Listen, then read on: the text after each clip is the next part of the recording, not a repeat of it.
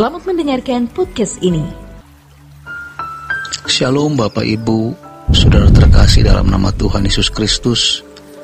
Kebenaran kita hari ini 22 Agustus 2022 berjudul Mengalami Suasana Kerajaan Sorga. Sebenarnya kerajaan Allah sudah hadir, tetapi karena kita belum mengalami perubahan, kita tidak memiliki kemampuan untuk menembus batas. Ada kekhawatiran karena kita menyadari betapa sulitnya memiliki kesediaan untuk benar-benar memindahkan hati kita di kerajaan sorga. Kalau bangsa Israel mengalami perjalanan dari Mesir ke Kanaan, itu perjalanan jarak. Tapi kalau orang Kristen menuju Kanaan sorgawi, itu bukan jarak, melainkan perubahan. Banyak perubahan sampai kita layak menjadi mempelai Tuhan, menjadi perawan suci. Yang kita khawatirkan, banyak orang tidak sanggup, banyak orang tidak mau, tidak tekun, tidak sanggup, tidak mampu, karena kita tahu dan mengalami sendiri betapa sulitnya hal ini. Tetapi kalau kita sudah bisa melangkah, pasti bisa. Sekarang, apa yang kita pandang dalam kehidupan sehari-hari sulit dilakukan? Misalnya, orang yang tidak bisa berenang kagum kepada orang yang bisa berenang.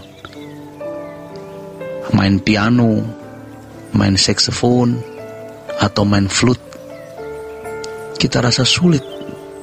Tetapi kalau kita mau melangkah belajar, nanti tahap demi tahap kita pasti bisa. Kalau mau masuk, mau belajar, lama-lama pasti bisa. Ini sebuah keniscayaan. Artinya, suatu yang mungkin dan bisa dilakukan. Jadi, perhentian itu tidak dimulai nanti setelah kita mati. Perhentian itu sudah kita mulai sejak kita di bumi. Datanglah kerajaanmu. Sebelum kita masuk kerajaan surga itu, sudah kita rasakan suasananya sejak di bumi. Oleh sebab itu, proses yang harus berlangsung dan kita alami dalam hidup adalah proses perubahan dari kodrat manusia yang suasana dan selera jiwanya ditopang oleh hal-hal duniawi menjadi seorang yang rohani atau berkodrat ilahi, di mana sukacita kita adalah sukacita di dalam Roh Kudus.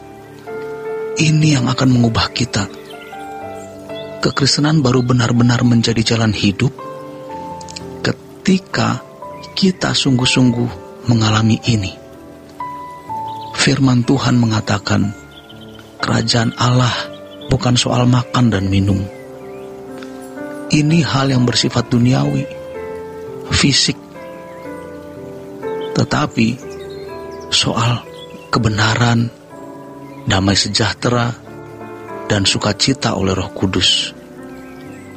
Orang Kristen yang bertumbuh dengan benar dan mengalami perubahan kodrat, selain perilakunya akan benar-benar menjadi istimewa, suasana jiwanya pun tidak ditentukan oleh dunia ini.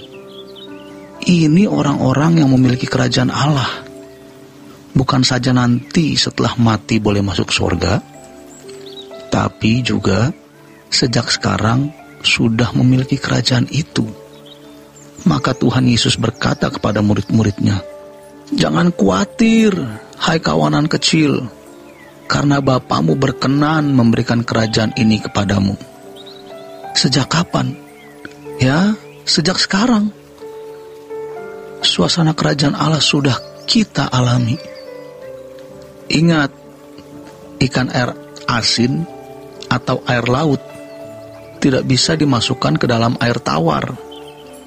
Sebaliknya, juga pasti jika ikan air tawar dimasukkan ke air laut, pasti akan mati. Tidak mungkin kalau kita masih yang berkodrat dunia masuk sorga. Makanya hal masuk sorga atau masuk neraka itu bukan sekedar sebuah keyakinan, melainkan sebuah pengertian, pengalaman yang konkret yang kita alami, kepastian yang kita miliki. Tidak sedikit orang berkata, saya masih duniawi. Dengan perkata begitu, dia berpikir dia sudah jujur, lalu Tuhan menerima keadaannya.